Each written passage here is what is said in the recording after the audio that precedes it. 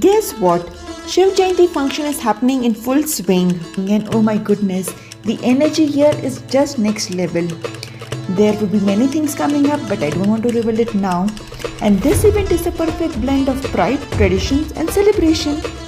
Namaste, hello friends, welcome back to my channel on Feral's Mad World, and this is Feral. I'm really excited today because I have been invited to a special event, Shivaji Jayanti, right here at Indian Embassy. This grand event is organized by Maharashtra Mandal. Maharashtra Mandal is a newly formed organization which brings vibrant culture and traditions of Maharashtra to Ethiopia. So let's step inside and explore. You said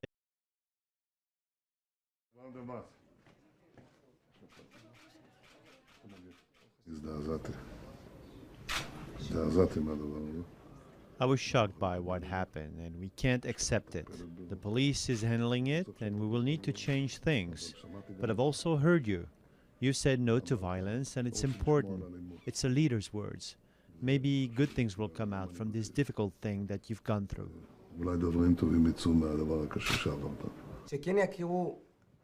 Let the Israeli society get to know us. The Ethiopian community came via Sudan and lost many dear ones along the way. It's time for us to unite. We didn't come here to fight.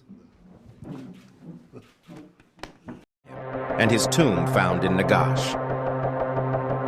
King Najashi of Aksum, also known as Arma or Ashama, was the ruler of the Aksum kingdom who reigned from 614 to 631 CE. He is primarily known through the coins that were minted during his reign. He is also famous for giving shelter to Muslim emigrants from Mecca, who fled from the persecution of the Quraysh tribe. According to Islamic sources, he was impressed by the recitation of the Quran by Jafar ibn Abi Talib, the cousin of Muhammad, peace be upon him, and declared his faith in Islam. He also refused to hand over the Muslims to the Quraysh envoy and protected them until his death. He is honored by Muslims as a companion of Muhammad, peace be upon him, and his tomb found in Nagash. In 14th and 15th century, Indian rulers bought many rich items from the Western world, which included wine, women, and slaves from Africa. These African slaves were basically from a country called Abyssinia, which we call today as Ethiopia. These Abyssinians were called Habshis or Siddhis in India. These slaves later rose to power due to their loyalty and skills in the war. So we see many African slaves in Indian history. The prominent ones were Siddhi Malik Ambar, the man who saved Nizam Shahi from Akbar and Jahangir. Siddhi Johar was commander of Adil Shah, who attacked Shivaji Maharaj in 1660. Siddhi Ambar and Siddhi Sambul were the two rulers who founded a Siddhi dynasty at Janjira in Maharashtra. There were some Siddhis in Shivaji Maharaj's rule as well. Siddhi Wahab was the son of Siddhi Hilal, who gave his life to the cause of Swarajya of Shivaji. Hello everyone and welcome to Mr.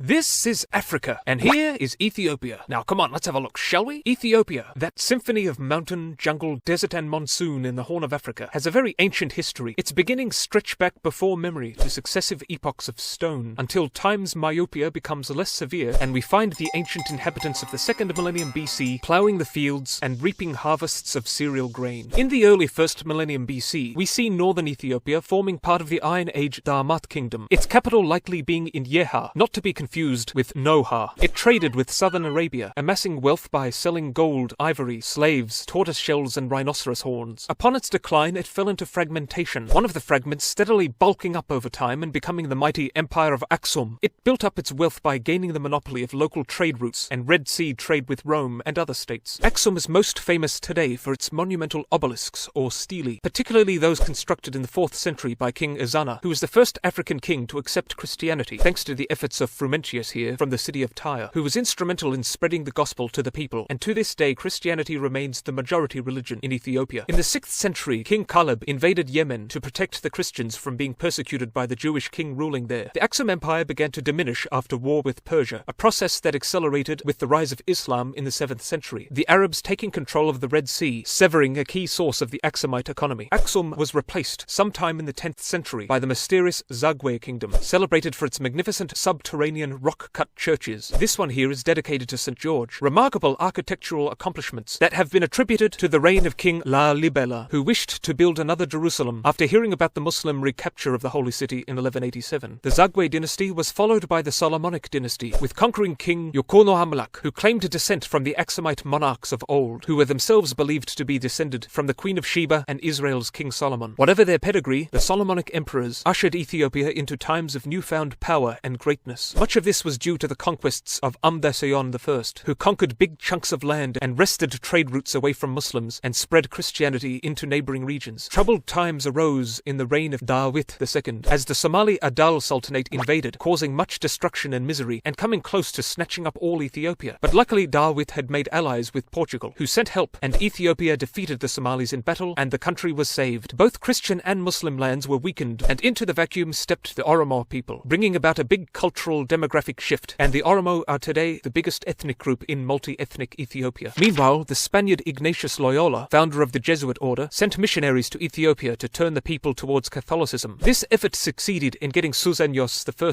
to convert in 1622, but the whole thing was resented by the Orthodox Ethiopians, and naturally violence ensued, and Catholicism ultimately did not supplant the traditional church. A cultural peak was attained after Emperor Fasciletas established a new capital, and for over a century it flourished as a center of art, literature, and education. A considerable building program overlapped with heated theological debates. A final blossoming of culture occurred under Empress Mentuwab, but the empire was being dented and damaged through ethnic infighting and disunity, and a near century of division and anarchy ensued, in which the nation was split into small warring states. But one man sought to change this, Tewodros II. Above all, he wanted Ethiopia to be unified and strong and modern. Born into a harsh time of conflict, he employed his experience in warfare to crush his rivals and assert his power over various segments of the disjointed state. But his dream was not shared by others, and he faced constant backstabbing and disloyalty at court, while he was off campaigning against domestic rivals as well as outside Islamic invasions. In 1862, he sent an offer of alliance to Britain's Queen Victoria, which proposed a combined effort to destroy Islam. His message was hindered in the red tape of British Circumlocution Office bureaucracy as something not worth bothering about, as the British, for economic reasons, had no interest in launching a modern crusade. When Tewodros finally received this unwelcome reply, he imprisoned the British envoy and added him to his growing number of incarcerated Europeans. The British Empire responded by invading and crushing him. While Tewodros had failed in fulfilling his dream, the vision didn't die and was taken up by Johannes IV, who had more luck in expanding and defending his dominions. The situation improved further under Minilik II, who is considered the architect of modern Ethiopia. He went forth and conquered and consolidated and founded the modern capital and promoted modernization. And when war arrived with invading Italy, Ethiopia shocked the world by winning, achieving a great victory over their outnumbered opponents in the Battle of Adwa. The 1920s saw economic progress thanks to coffee exports. The coffee plant originated in Ethiopia, by the way. And 1930s saw the coronation of Haile Selassie, a giant figure in his nation's history. He had been pushing modernization since 1916 when he was regent, and things were looking good. And oh look, an angry Italian, yes, Mussolini's Italy, suddenly and unexpectedly invaded Ethiopia in 1935. And it was war. This time the Italians came with aircraft and hundreds of thousands of soldiers, and by early 1937 Italy had conquered the country. Selassie went into exile in England and gave a passionate speech at the League of Nations, which made him world famous, but did not garner the help he wanted for his nation. Meanwhile, the Italians abolished slavery, which had stubbornly lingered despite several Ethiopian efforts to quash it, and invested in infrastructure. But many Ethiopians took up arms to resist their occupiers, and the Italians dealt with them brutally. After the assassination attempt of this guy, the subsequent Italian crackdown saw a mass slaughter of suspected insubordinates. Perhaps as many as 30,000 people were killed. As the Second World War heated up, Britain found itself fighting Italy in Africa, and Haile Selassie was right there with them, eager to reclaim his throne, which he did in 1941 after the British were victorious. Selassie was keen on adding Eritrea to his nation with its valuable coastline on the Red Sea, and succeeded in gaining it in 1952. Now, as popular as Selassie was in the outside world, the Rastafarians of Jamaica worshipped him as the Messiah. He was increasingly viewed with disfavor by his own people. Human rights in Ethiopia were poor. There was war with Somalia and Eritrea, and poor management and drought, and there was a lack of reforms, and it all bubbled up into a boil, and there was a communist government takeover in 1974, with a guy called Mengistu gaining power as dictator soon after. What followed were several years of blood and hunger as Red Terror swept over the nation. Thousands upon thousands of supposed state enemies were butchered and tortured, and so-called land reforms loused up production quotas. Then Somalia invaded, but Ethiopia defeated them in the Ogaden War. But there wasn't a whole lot to celebrate in the 1980s, when a terrible famine saw 1 million people plus die with distended rumbling bellies in the dust. By the early 1990s, the communist regime was weakening. Mengistu fled the country. Eritrea won its independence and democracy returned, with Meles Zenawi leading the country till his death in 2012. The economy had begun picking up steam, not helped by another war with Eritrea, but as it revived, the country's human rights record worsened, with violence frequently used to suppress dissent against the government. Mass protests seeking reform erupted in 2016, causing the Prime Minister to resign. He was followed by Abiy Ahmed, and don't be fooled by his name, he's a Pentecostal Christian. He promised hope and delivered to the extent that he won the Nobel Peace Prize in 2019, having overseen several reforms and pushed for religious harmony and freed thousands of Eritrean political prisoners and signed a peace treaty agreement with Eritrea. Of course, there remains a lot of work to do. The nation is still ranked low in the Human Development Index, but one can't expect overnight improvements in a country that has suffered so horrifically as Ethiopia has, and improvements are being made, and let's hope they continue and continue until they win the race, as so many races have been won by Ethiopians, among the greatest long-distance runners in the world. So, best of luck to Ethiopia, but as for me, it's bye for now. Bye-bye!